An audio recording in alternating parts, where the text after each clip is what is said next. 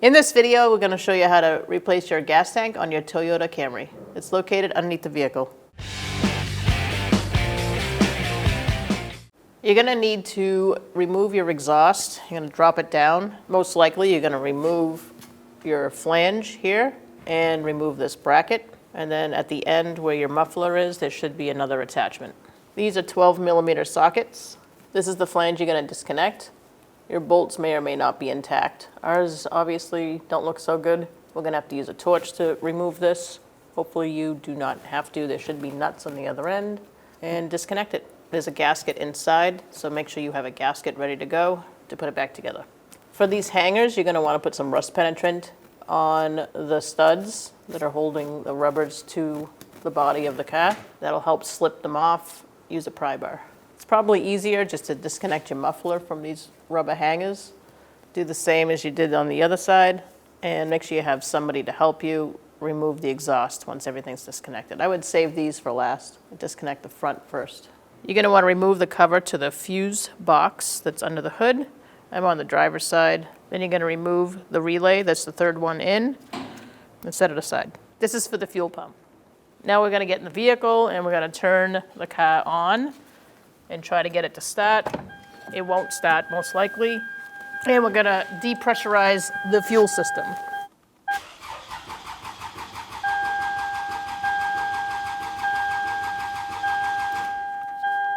That should be enough, and that will depressurize the system. We're going to remove our rear seat. To do that, you're going to pop up on the bottom here and pull it out. You're going to have to remove your seat belts. Just push them through. Do the same on the other side. Then you can remove your seat. We're going to free up our wire here. Just use a flathead screwdriver and work your way around. And then that should be free. And now we're going to pry up on the cap. Again, use like a pry bar or a flathead screwdriver. There should be some sticky stuff that's holding it on.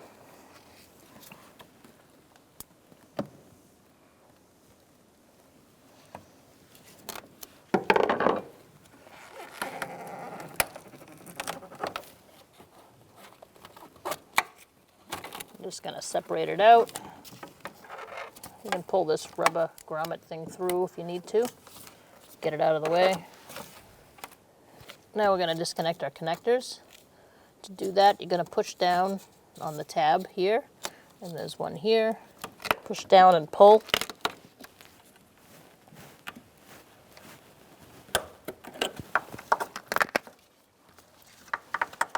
I'm just going to clean it up before I remove the rest of the connectors.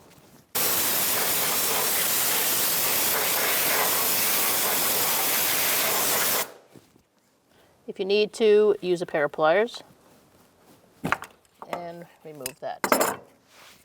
Now we're going to take the wire out of here. Makes it easier.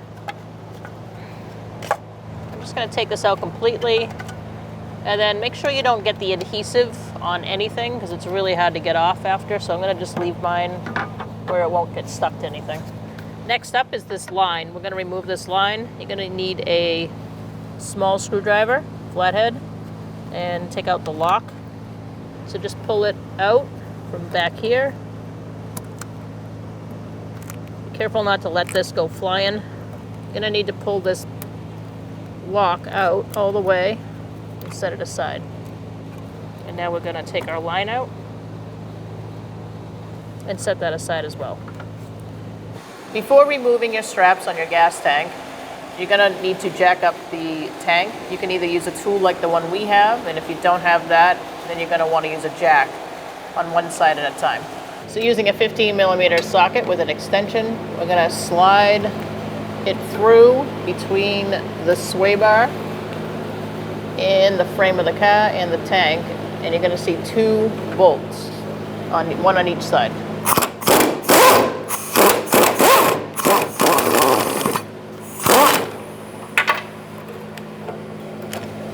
Do the same thing on the other side. So what you're going to do is pull down on the strap. It might be stuck to the bottom of the tank. You may need some rust penetrant, which I'm going to put right in this hinge here. You're going to pick it up. And there's a little peg in there. You're going to push the peg through using your fingers or a punch. You can't get your fingers in there. Get a pair of pliers. And remove the pin. And then your strap will come down. So just guide the strap out. You may have to finagle it a little bit. And remove it. Now we're on the driver's side, and we're going to remove the strap up here.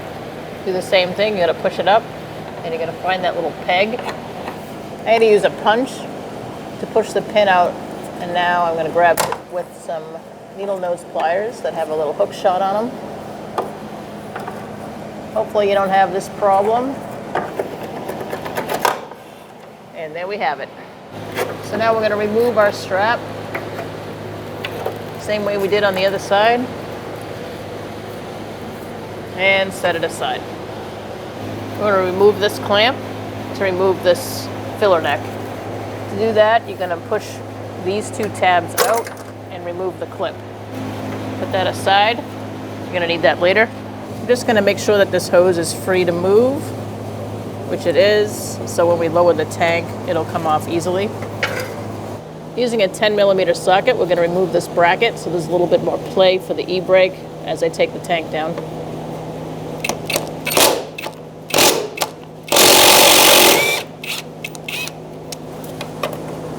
So now we can move that freely and get it out of the way when needed. I'm going to remove this one as well using a 10mm socket and an extension.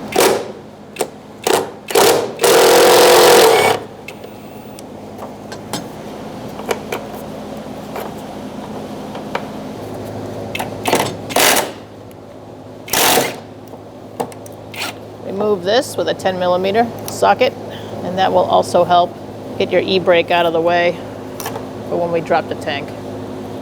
Just going to put this up over here. So there's two ways you can do this. You can take this plastic piece off. Ours is broken, or you could disconnect your line from the plastic clip. Just be gentle when you remove it. And as I said, ours is broken, so as long as you get the line disconnected from the tank. We're going to do the same on the other side with this e-brake cable as well.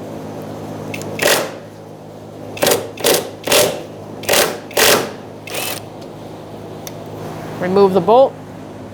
Now we're going to go in and use some hose clamp pliers. I highly recommend using these. I've tried many things. This is the best bet. Push this in and release the evap line.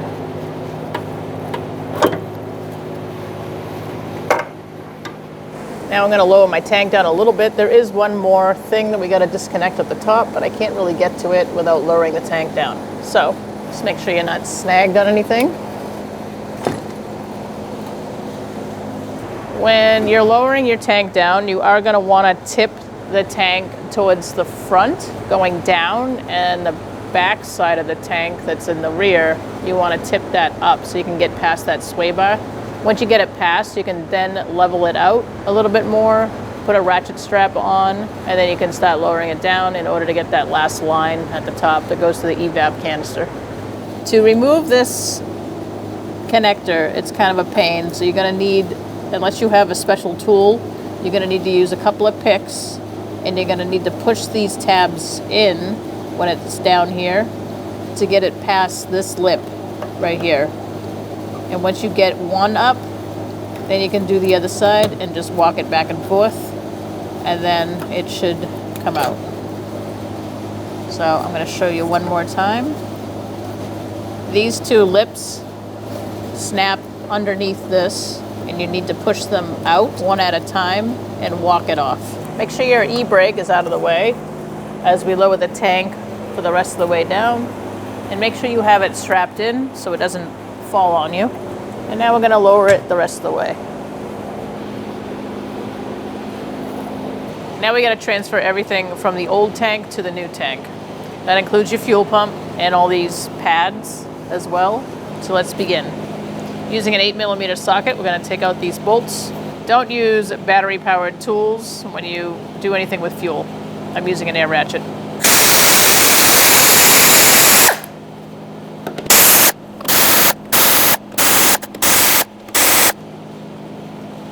Now we're going to remove our fuel pump from here and put it in our new tank. But first we're going to remove this cover off the new one. It should just peel off or peel out. I'm going to use some pliers to take out this cap.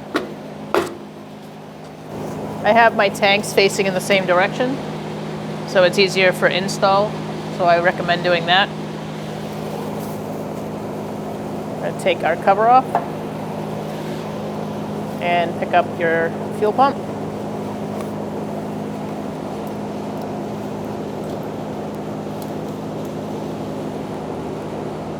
Let it drip off, empty as much as possible. Now we're going to transfer it over.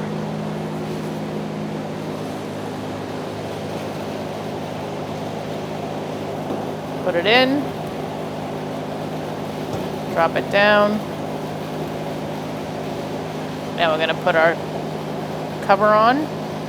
Make sure it's lined up with this little rainbow looking thing. And turn it so it lines up with the bolt holes.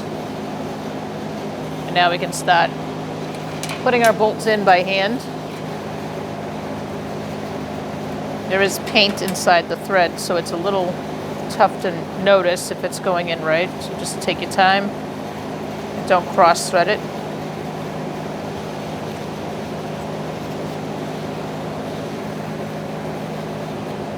After you're done hand tightening these, if you have a lot of fuel in the other tank, now is a good time to siphon that out in a safe container, and then after install we can put that gas in this tank. Now we're going to tighten up our bolts. We're going to go crisscross when we tighten them up, and then we're going to torque them to 52 inch-pounds.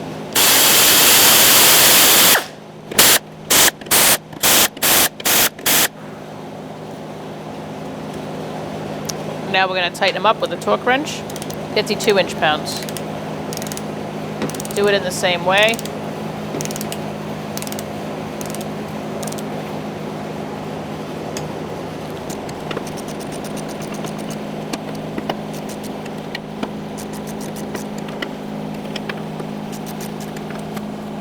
Gonna check one more time.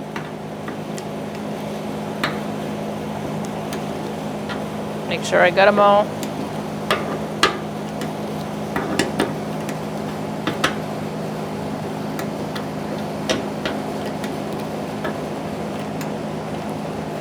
So we have our siphon going here. Make sure you ground out your siphon if you have a tool like this.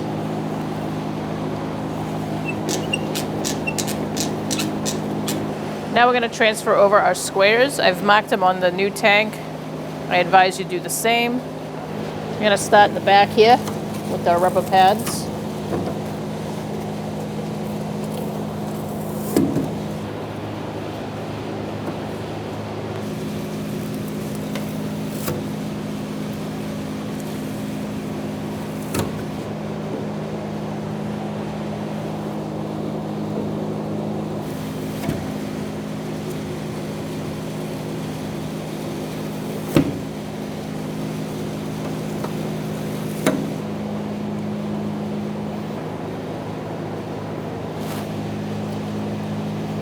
We have our tank on the jack, and now we're going to jack it up.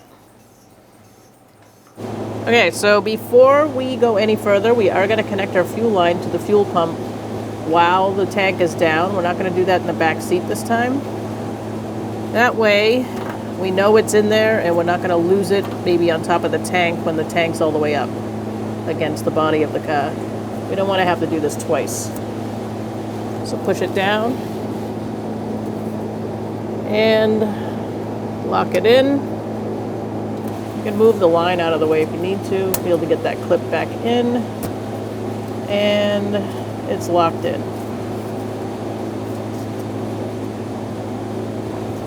So now we know that's where it belongs and it's not going to get lost up top here. Now it's time to remove these 2 plugs on the new tank. Now we can attach our evap line to the tank. If you can reach, you might have to jack it up a little bit more. Now I'm going to take this off for the filler neck. And if you have anything else attached to your tank that doesn't belong there, now's a good time to take those off. I'm going to tilt my tank back so that the back of the tank is lifted up so it gets over that sway bar, and so it also reaches those lines. I'm going to go up a little bit. Make sure you don't get stuck on that. And get it up and over that sway bar. Now I'm going to connect my evap canister hose to the tank. Make sure you hear that click. Means it's locked in. Make sure as you're jacking your tank up that these 2 notches are lined up with these 2 curves in the tank. So if it's not, do that now before you keep going. So up here we're going to connect our line and we're going to connect our filler neck. To do that, I'm going to start with the line first. I'm just going to press it on. Make sure you hear that click. And make sure it's locked in.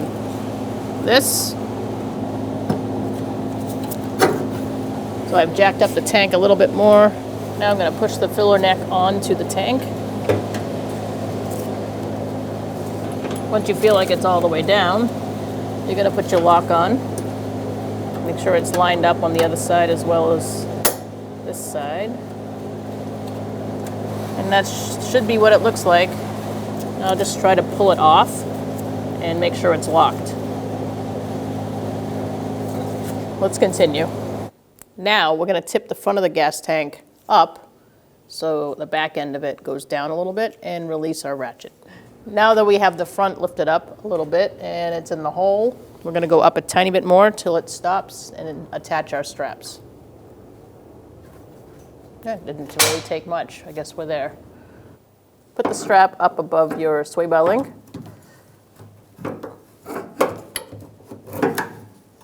Slide it towards the back and up above that cross member. And now we're going to line up our strap on the other end and put the peg through. Now you have your strap up in there. You're going to put that peg through. I started it from the inside and I'm working my way out.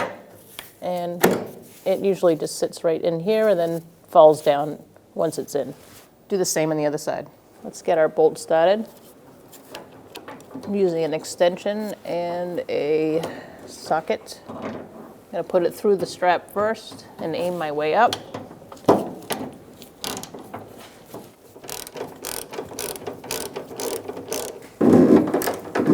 So once you get your bolt started, you can tighten it down.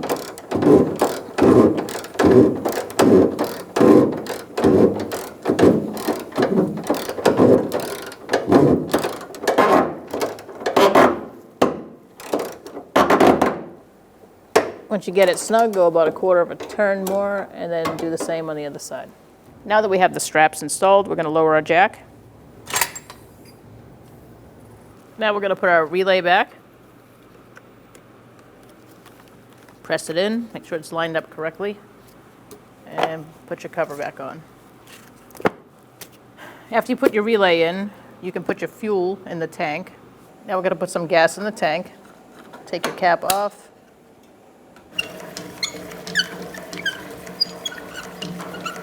Replace your cap. Now we're inside the vehicle. We're going to turn our key on. So we're just going to turn the key on and make sure that fuel pump goes on. It's got like a hum to it. And I'm just going to prime the system by doing that a few times. If you don't hear a hum after you turn that key on, your fuel pump may not be working. So you want to make sure you check your connections. At this point, we're going to want to put our exhaust back on. But before doing that, make sure you replace your gasket that goes right here. And also clean off any surfaces, make it clean so you don't get any exhaust leaks. Put the exhaust back on and start it up afterwards. Make sure it runs well and then take it for a road test. When only the best will do, demand TRQ. the only company that lets you view before you do. TRQ is committed to offering the highest quality aftermarket auto parts that are engineered for peace of mind. Thanks for using and viewing with TRQ.